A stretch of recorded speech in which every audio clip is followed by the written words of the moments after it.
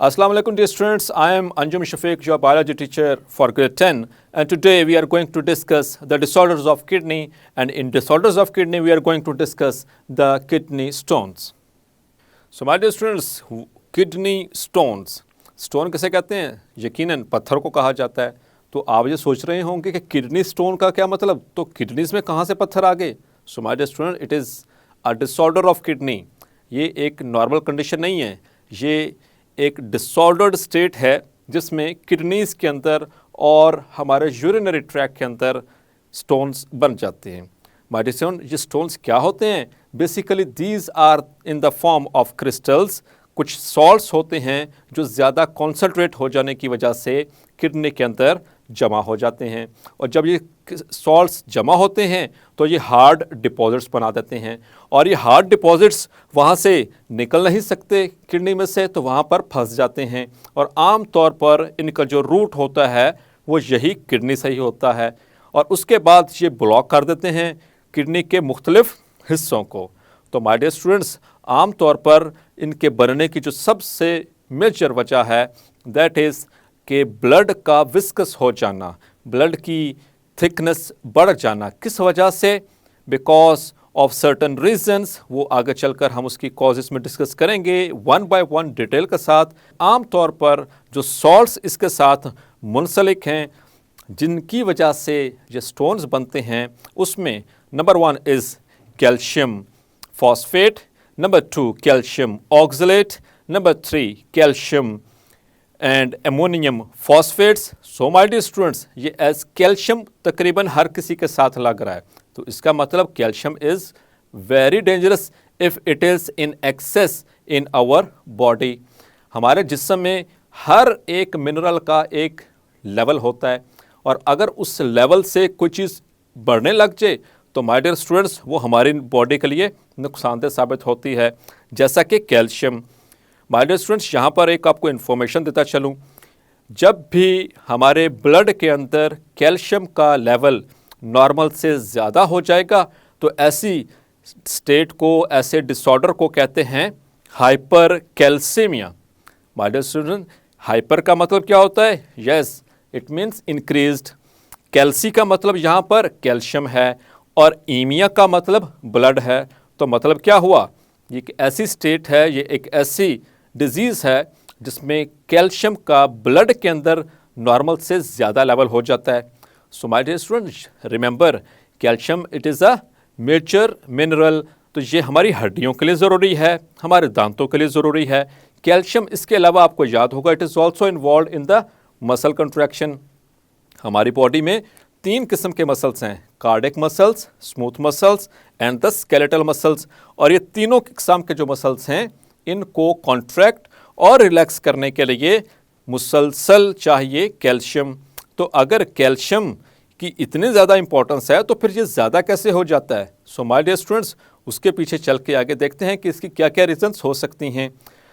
Intake भी हो सकता है इसका ज़्यादा, या फिर इसका मेटाबॉलिज्म, इसके बॉडी से बाहर निकलने का जो अमल है वो भी स्लो डाउन हो सकता है, जिसकी वजह से कैल्शियम ब्लड में रहेगी तो उससे लेवल उसका इंक्रीज रहेगा। So now my dear students, आगे चलते हैं, that is calcium oxalate. So oxalates हमने पढ़ा था कि कुछ ऐसे प्लांट्स होते हैं जिनके अंदर oxalates as a metabolic waste store हो जाते हैं, और ऐसे प्लांट्स को अगर आप ज़्यादा इस्तेमाल में लाएंगे तो उसकी वजह से ऑक्सलेट्स का लेवल हमारी बॉडी के अंदर बढ़ना शुरू हो जाएगा। यानी कि जब ये अब्जॉर्ब होंगे तो कहाँ पर जाएंगे? एब्जॉर्प्शन के बाद definitely they will go into our blood stream, यानी कि हमारे खून में शामिल हो जाएंगे, और खून में शामिल होने के बाद अगर इनका लेवल हाई हो जाए तो ये फिर प्रॉब्लम क्रिएट कर सकता है। So it may also lead to the formation of stones. इसी तरह से एमोनियम फॉस्फेट्स, तो ये कुछ ऐसे सॉल्ट्स हैं जिनकी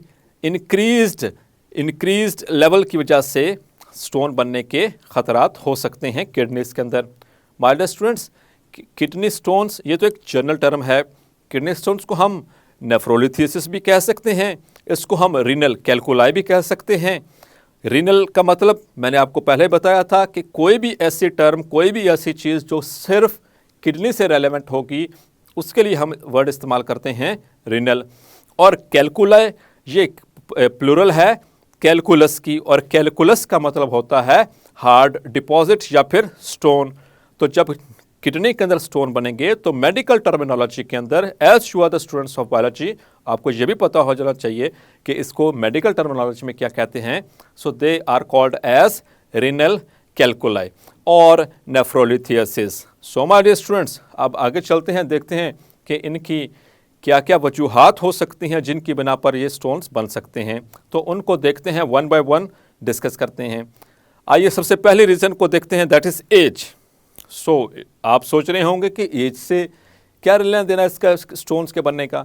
सो माय डियर स्टूडेंट्स, आम तौर पर जो लोग एक्टिव रहते हैं, और हमारे एक्टिव होने की जो एज है वो बचपन से लेकर इट इज़ उधेड़ उम्र तक ये रहेगी। मतलब कि 50 साल तक, 40 से 50 साल तक की उम्र में आम तौर पर जो एक इंडिविजुअल होता है उसकी मूवमेंट नॉर्मल होती है, वो उनका उठना बैठना, रनिंग, एक्सरसाइज वगैरह चलता रहता है। लेकिन जैसे ही हम 50 क्रॉस करते हैं तो हमारी मूवमेंट भी उस एतबार से कम होना शुरू हो जाती है। तो ये जब मूवमेंट कम होती है, so my dear students, this may cause the formation of stones. तो मेटाबॉलिज्म कम हो जाता है जिसकी वजह से स्टोन फॉर्मेशन हो सकती है। नंबर 2, माय डियर स्टूडेंट्स, कुछ ऐसी लीफी वेजिटेबल्स हैं जिनमें ऐसे केमिकल्स हैं जैसे कि ऑक्सलेट्स और urates. So my dear students, ये हमारे ब्लड में शामिल हो जाएंगे और ये स्टोन फॉर्मेशन में हेल्प करेंगे। इसी तरह से विटामिन सी और डी, इनकी अगर डेफिशिएंसी हो जाए हमारी डाइट में, या तो माय डियर स्टूडेंट्स ये भी एक मौजब बन सकते हैं किडनी स्टोन्स का। इसी तरह से माय डियर स्टूडेंट्स, बार बार अगर यूरिनरी ट्रैक्ट इन्फेक्शन हो रहा हो, मतलब कि हमारा जो यूरिनरी ट्रैक्ट था जिसमें pair of kidneys, ureter, urinary bladder and urethra, अगर इसमें बार बार इन्फेक्शन हो रहा हो, जिसको हम रिकरेंट यूरिनरी ट्रैक्ट इन्फेक्शन कहते हैं, उस वजह से भी स्टोन फॉर्मेशन के चांस बढ़ जाते हैं। इसी तरह से alcohol consumption, my dear students, so alcohol तो वैसे भी हराम है, हमारे अल्लाह ताला ने हमें इस चीज़ को मना किया कि शराब नहीं पीनी, और उसके पीछे रीज़न क्या है। सो आप देख सकते हैं माय डियर स्टूडेंट्स, इतनी ख़तरनाक सिचुएशन प्रोड्यूस हो सकती है, हमारी किडनी से पत्थर बन सकते हैं और इसकी वजह से हमारा यूरिनरी सिस्टम मुकम्मल तौर पर फ्लॉप हो सकता है, वो बिल्कुल स्टॉप हो सकता है, वो बहुत ख़राब हो सकता है, जिसकी वजह से डेथ भी हो सकती है। सो अल्कोहल पीने से किस तरह से स्टोन बनने के चांसेस हैं। My dear students, alcohol consumption, ये जो सेल्स होते हैं यानी कि नेफ्रॉन्स, वहाँ पर जब ये रीअब्जॉर्प्शन होती हैं तो उस दौरान ये उन सेल्स को नुकसान पहुंचाते हैं, जिसकी वजह से फिल्ट्रेशन का प्रोसेस कम हो जाता है, और ये जो सॉल्ट्स होते हैं जो क्रिस्टल्स की फॉर्म में होते हैं, ये वहाँ पर जमा होना शुरू हो जाते हैं। तो किडनी उनको जब निकाल नहीं पाएगा, वो जमा होना शुरू हो जाएंगे, तो ultimately it leads to the stone formation. So आपको ये रीज़न समझ आई माय डियर स्टूडेंट्स। हाँ, एक और बहुत अहम रीज़न माय डियर स्टूडेंट्स, वो ये कि लेस इनटेक ऑफ वाटर।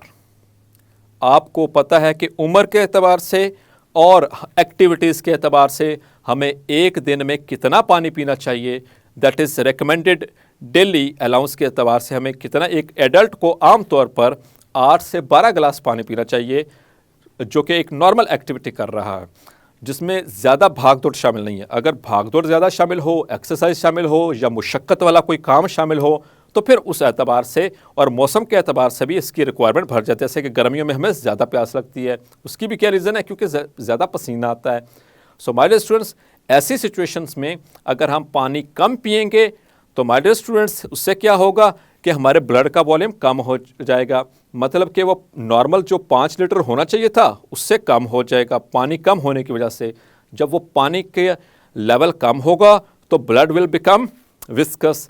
जब वो विस्कस यानी कि गाढ़ा हो जाएगा तो उससे क्या होगा कि ब्लड को रेजिस्टेंस आएगी ड्यूरिंग फ्लो। उस दौरान माय डियर स्टूडेंट्स ये सॉल्ट बनने के चांसेस इनक्रीज हो जाते हैं। सो आपने देखा डियर स्टूडेंट्स कि किस तरह से सॉल्ट्स की मदद से ये मुख्तलिफ तरह के जो केमिकल्स हैं इनके नॉर्मल लेवल बढ़ जाने से किडनी स्टोन यानी कि गुर्दों की पत्थरियाँ बन सकती हैं। माय डियर स्टूडेंट्स, अगर तो ये गुर्दों की नालियों में यानी कैलसिस में बन जाएं या ट्यूबुलर पोर्शन में बन जाएं तो ये ब्लॉक कर देती हैं उसको। तो ऐसी सूरत में ये बहुत पेनफुल सिचुएशन है। आइए अब अगले पोर्शन की तरफ मूव करते हैं, दैट आर द सिम्टम्स, कि इनकी वजह से क्या अलामात पैदा होंगी। ये बहुत अहम चीज़ है माय डियर स्टूडेंट्स। तो इसमें कुछ अलामात ऐसी हैं जिसको आप भी सुनकर हैरान भी होंगे कि किडनी स्टोन होने की वजह से ऐसी अलामात भी हो सकती हैं, जिसमें सबसे पहली चीज़ दैट इज़ वॉमिटिंग, बार बार उल्टी आएगी, दिल ख़राब होगा। वो क्यों, कभी सोचा आपने? माय डियर स्टूडेंट्स, क्योंकि किडनी का काम था नाइट्रोजनस वेस्ट को रिमूव करना। तो जब वो किडनी सही तरह से फंक्शन परफॉर्म नहीं कर रहा बिकॉज ऑफ स्टोन्स, तो उससे क्या होगा, ब्लड के अंदर उन नाइट्रोजनस वेस्ट का लेवल बढ़ जाएगा, जिसकी वजह से वॉमिटिंग फील होगी और वॉमिटिंग होगी।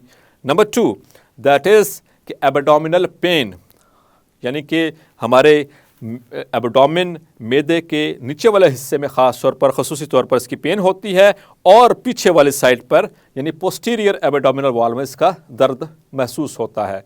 सो माय डियर स्टूडेंट्स, इसका दर्द इतना शदीद होता है कि मरीज़ आगे की तरफ झुक जाता है उसकी पेन की शिद्दत की वजह से। इसी तरह से माय डियर स्टूडेंट्स, बार बार पेशाब का आना, यूरिन का आना, ये भी इसकी अलामत है। और बाज़ औक़ात अगर कंडीशन ज़्यादा ख़राब हो जाए तो फिर उस सूरत में इन्फेक्शन हो जाता है। इन्फेक्शन होगा तब वहाँ पर यूरिन के साथ पस भी आएगी और साथ में समटाइम्स ब्लड भी आ सकता है। सो दैट अगर इसको ना ट्रीट किया गया तो आहिस्ता आहिस्ता ये मसला और ज़्यादा कम्प्लेक्स हो सकता है। अब आते हैं हमारे डियर स्टूडेंट्स कि इसके ट्रीटमेंट कैसे किया जाए। तो आम तौर पर हमारे डियर स्टूडेंट्स, जो ट्रीटमेंट की अगर बात करें, 90% जो स्टोन्स होते हैं, अगर आप पानी सही इस्तेमाल कर रहे हैं, नॉर्मल रूटीन से थोड़ा सा ज़्यादा इस्तेमाल कर रहे हैं, तो पानी के साथ फ्लश हो जाते हैं, मतलब कि वो निकल जाते हैं।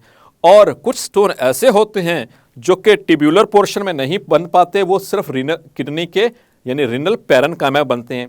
अब रिनल पैरेन्काइमा में बनने का मतलब ये है कि वहाँ पर कोई रास्ता नहीं है, आगे कोई ट्यूब नहीं जा रही। तो ऐसी सिचुएशन में फिर एक ही ऑप्शन है, और वो ऑप्शन है कि सर्जिकली उसको रिमूव किया जाए। तो इस पर्पज़ के लिए क्या किया जाता है कि जो नेफ्रोलॉजिस्ट होता है वो सर्जन उसको ओपन करेगा किडनी को, उसके उस हिस्से में जहाँ पर स्टोन है उसको रिमूव करेगा और फिर उसको वापस जोड़ दिया जाएगा। इसी तरह से अगर तो वो बनेंगे ट्यूबुलर पोर्शन में, यानी कि रिनल पेल्विस हो गया या कैलेसिस हो गए, मेजर कैलेस या माइनर कैलेस, या समटाइम्स ब्लैडर के अंदर। तो ऐसी सिचुएशन में माय डियर स्टूडेंट्स फिर क्या किया जा सकता है, एक और तरीका अपनाया जा सकता है जो कि नॉन सर्जिकल वे कहलाता है, which is called as lithotripsy. Lithotripsy में बाहर से फोकस कर कर बॉडी से शुआएं फेंकी जाती हैं, रेज फेंकी जाने से, आमतौर पर अल्ट्रावायलेट रेज और एक्स रेज या फिर शॉक वेव्स, खसूसी तौर पर shock waves. In shock waves को बम्बार्ड किया जाता है किडनी के उस हिस्से में जहाँ पर स्टोन बना हुआ है। वो शॉक वेव्स क्या करती हैं, इस स्टोन को तोड़ देती हैं और उसको रेत की मानित कर देती हैं। फिर पानी पीने पर क्या होता है कि वो वहाँ से रिमूव होकर और यूरिन के ज़रिए हमारी बॉडी से अखराज हो जाता है उसका। सो माय डियर स्टूडेंट्स, इसी थेरेपी को extra corporeal shock wave lithotripsy भी कहा जाता है, ESWL। एक्स्ट्रा का मतलब बाहर, कॉर्पोरियल का मतलब बॉडी यानी कि बॉडी के बाहर, लिथोट्रिप्सी शॉक वेव्स इस्तेमाल हो रही हैं, और लिथोट्रिप्सी का मतलब breaking of the stone. So my dear students, that was all about the kidney stones. So my dear students, आपने देखा कि किडनी स्टोन्स कितने खतरनाक हो सकते हैं और उनकी क्या क्या रीजंस हो सकती हैं और किस तरह से हमारी बॉडी की फंक्शनिंग को मुतासर कर सकते हैं। सो होपफुली आपको आज का लेक्चर क्लैरिफाई हो चुका होगा। मिलते हैं नेक्स्ट लेक्चर में। अनटिल देन, अल्लाह हाफिज़, अपना ख्याल रखिएगा।